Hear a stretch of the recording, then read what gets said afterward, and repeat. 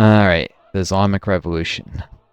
This video needs to get to an end. It's closing in on the end of the prehistory. It's already 79. The game starts in 85, but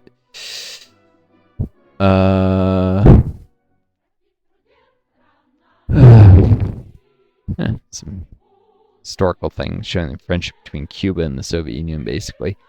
April 1st, 1979. The first chapter in the history of the Islamic Revolution came to close with the overthrow of the pro-American regime of Shah Mohammad Reza Pahlavi in Iran. That regime, by the way, put in by a British and American instigated coup. Outright blatant imperial fuckery. Shah had no right to exist. He was an evil shit who murdered opponents and such, and kept the people of his country very poor and oppressed. It wasn't like we create an oppressive government to help people. Say what you will about some of the socialist dictators, but they at least gave people food, housing, healthcare. This guy created a highly stratified system with a few elites oppressing the rest of the population, living the high life while most people starved. Opposing both the U.S. and the Soviet Union. Anyways, a Shiite government headed by Ayatollah Khomeini came to power, opposing the U.S. and the Soviet Union. The country began implementing Sharia law and carrying out repressions against monarchists, Democrats, and communists, many of whom were executed. At the same time, a cultural revolution began in Iran, with the private sector of the economy becoming nationalized, confirming the country's movement along a non-capitalist path of economic development. You can break relations and support communist partisans, support Islamic socialism, and create a major left-wing opposition, or negotiate with Islamists and recognize the government. Break relations and support communist partisans. This will make Iran more of a thorn in my side at first. Eventually, it should allow, from what I've read, overthrowing the Shah and actually instituting an actual socialist government. So this Islamic socialism, half measure oppressive shit, can range. Some oppressive government backed by theocracy that did some things to help people, lift people out of poverty, unlike the Shah's government, but ultimately controlled by religious fundamentalists, with forcing everyone to be Islamic. It's not freedom of conscience in any sense, and pragmatically, this allows supporting Iraq in the Iraq-Iran war, forcing Saddam to an actual more socialist path rather than his historical fascist shit. And it's still a bastard, but if you're gonna win the Cold War, this would have been the smarter move, probably, because Iraq and Iran hated each other and continue to hate each other after this. Iran's ongoing massive repression is a response to the growth of the partisan movement of opposition of various kinds. The enhanced role of the Islamic Revolution with enhanced... Iran basically... This is not making much grammatical sense, but they engaged in massive repression, and the Islamic Revolutionary Guard was strengthened. But in 1984, the entire opposition was broken. There was an increase in anti-Soviet sentiment in the society. So any one of these events has one of three possible outcomes. This was the most... This did not pay off. The partisans got completely massacred, wiped. Just as the Lieberman's reforms were huge failure, or at least a partial failure. I'm not sure if that was the middle outcome or the right-wing one. The space race thing did not work out either, or that maybe was the middle. Things are not working out in the prehistory. It's just going to make for a hard game. The famous bard Vladimir Vyazovsky, except I think GDR thing, it could have resulted in violence. At least the soldiers didn't shoot civilians. The famous bard Vladimir Vyazovsky expresses opposition, but not pro-Western ideas. So he's... this is the Soviet rock musician, I think, becoming more and more popular, particularly among Soviet youth. His work does not fall under our ideological censors because he strongly ridicules and criticizes our party.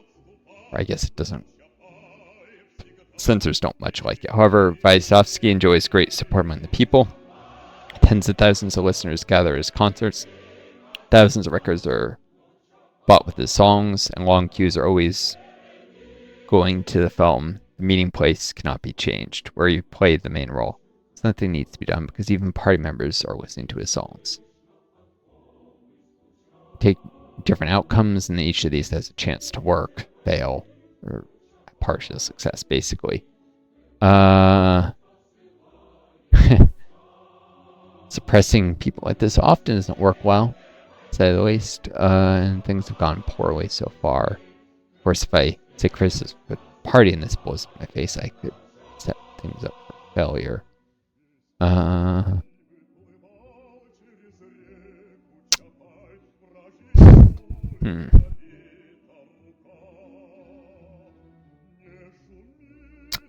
I think I need a good role, or things are gonna go terribly. Criticism is good for the party.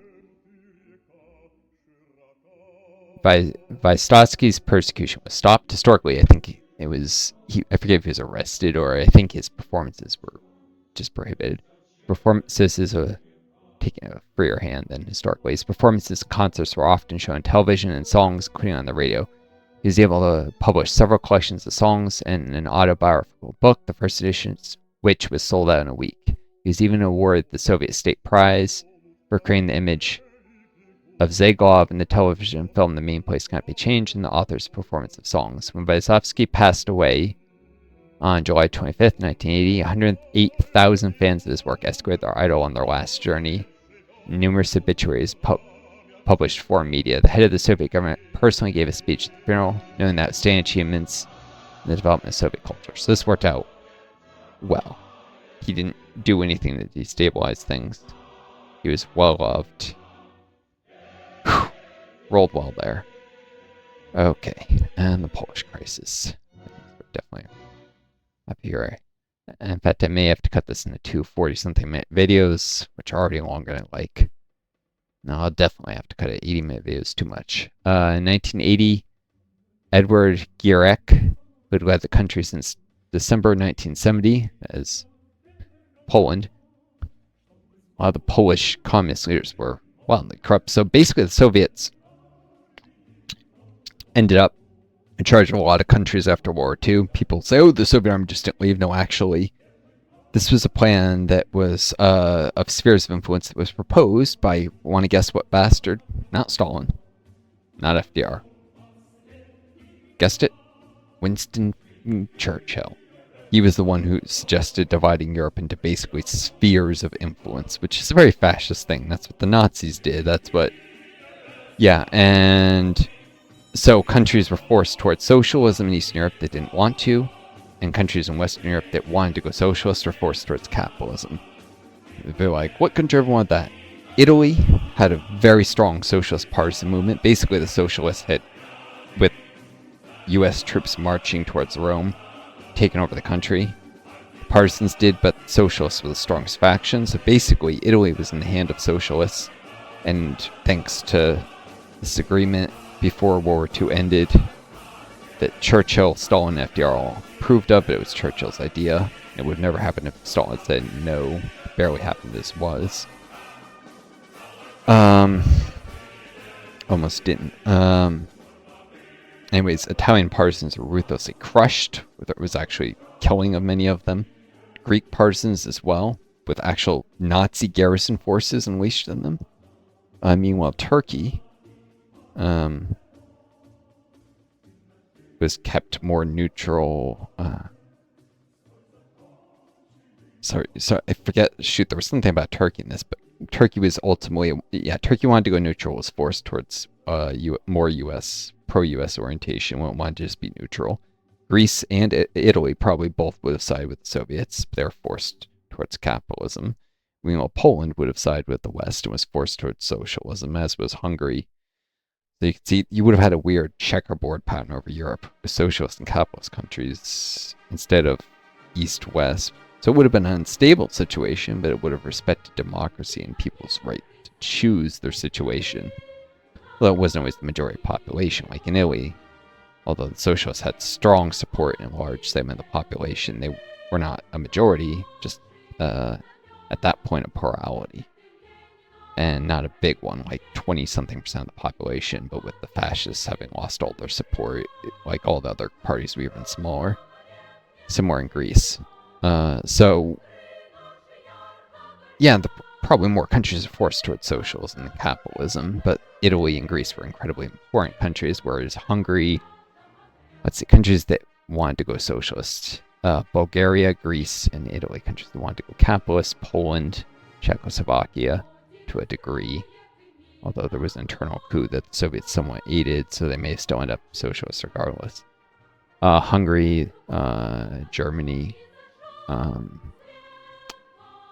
Germany seemed to be divided into occupation zones regardless. The Baltic countries, generally speaking, at least 2 of the 3 would have. Yeah. Numerically, more countries would have gone capitalist, but some of the most important ones would have. Again, Italy, such an important economy. And the Italian partisans had killed Mussolini, hung him upside down.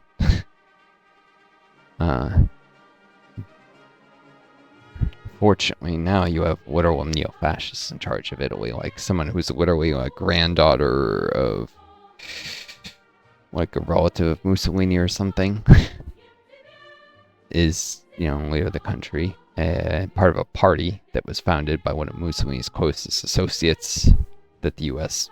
also, by the way, put weapons in the hands of far-right militias to help murder socialists throughout Italy after World War II. So yeah, it's nasty. Anyways, in 1980, Edward Gierek, who led the country since December 1970, formed policies that led Poland to a full-scale crisis.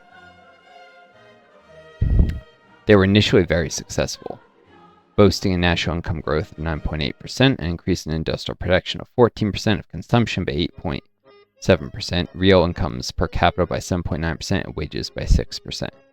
The market boomed with home appliances, cars, and massive housing construction projects. However, this was due to constant borrowing from the West, which caused the Polish public debt to swell to over $25.5 billion. That's a lot for how underdeveloped Poland was at the time. That year, interest rates spiked sharply, forcing the government to raise prices for most consumer goods, with the price of meat in particular undergoing a significant increase. That's why Polish people make up this nonsense accusing the Soviet Union of having stolen all the meat from Poland. No, it actually probably, with that kind of debt, it probably actually was being directed towards the West, where there was just less production. This caused mass protests, but there's a lot of propaganda put into Poland by the CIA and such after World War II. And during it, actually, although that was more to, raise resistance against the Nazis. It was the OSS back then. This caused mass protests, which were headed by the so-called Union Solidarity, and as a result, Gierek resigned, failing to restore order, leaving his successor, Stanislaw Kania, who is ineffectual at best to run the country in his absence. As a result, the situation is further escalating.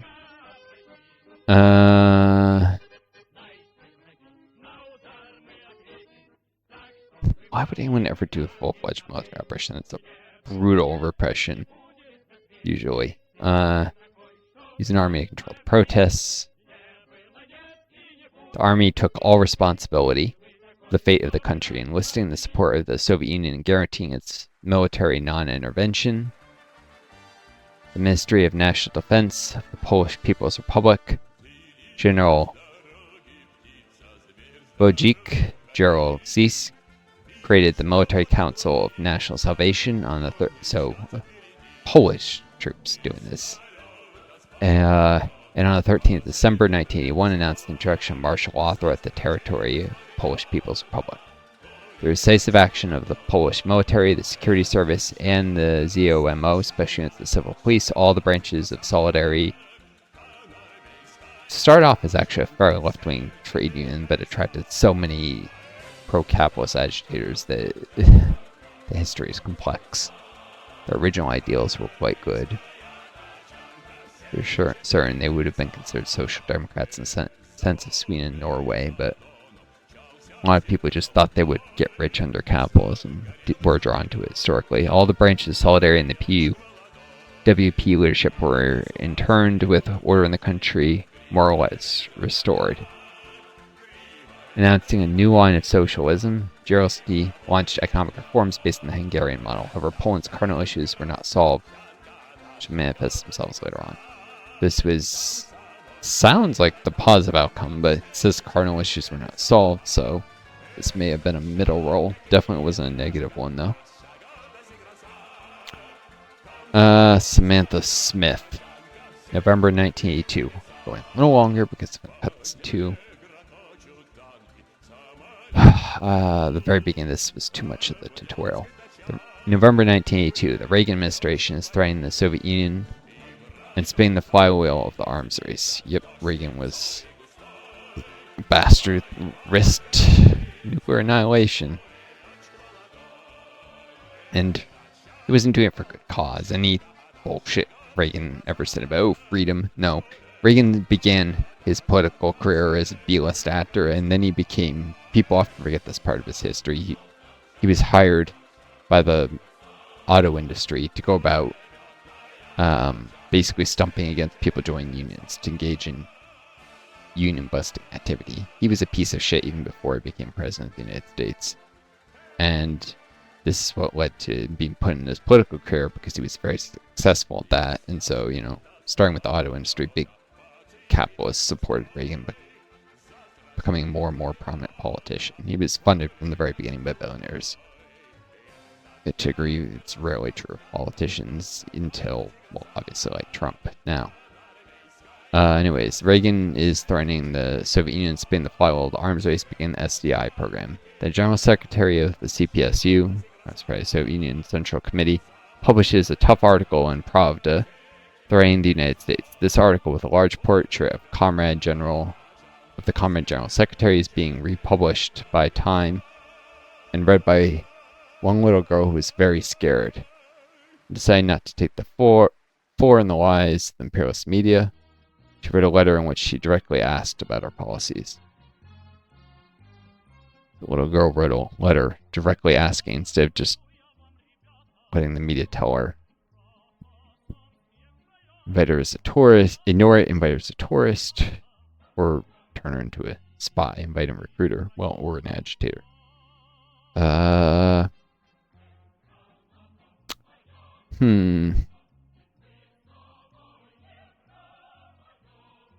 Seems wrong to recruit a little girl. That may be more working towards her later becoming a spy when she's older. It's a game, but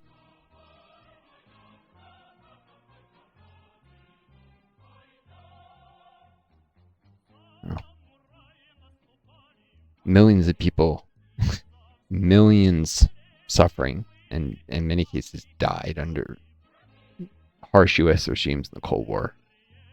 This is very much ethical utilitarianism. One life to save thousands. And this isn't risking one person as a spy. Anyway, Samantha's letter was published in the newspaper Pravda. The comment, "Why do you want to conquer the world, or at least our country?" says Samantha Smith from the state of Manchester in the state of Maine.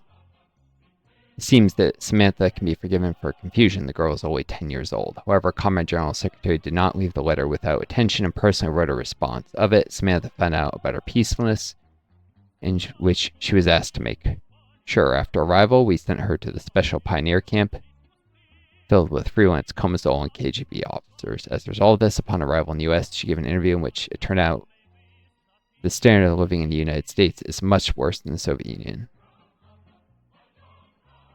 Relations, not true, but she's, I guess, lying. Or she saw by standard of living was lower in the Soviet Union, but it was much higher than most capitalist countries at a similar level of economic development. The Soviet Union was, after all this time, still very much a poor country. That was falsely comparing itself to the United States.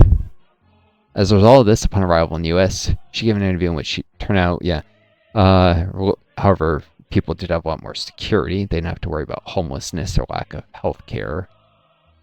were starving once the country had enough food production. Food was subsidized, so people, basically food stamps kind of things widely available, not under attack. Relations with the West cooled, but the whole world now knew about the horrors of imperialism, and our distance quieted down. However, she soon died tragically in a plane crash. And her words are slowly beginning to be called our propaganda. She died tragically in a plane crash soon after. Right. Is that the CIA or the KGB that did that? That's done at pregame events. Cool. Alright. Definitely time for me to save. Take a little break.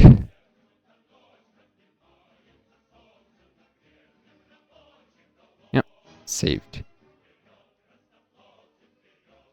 Hope you folks enjoyed this video. Hope my commentary was at least a little interesting in my reactions to some of this stuff. Whew.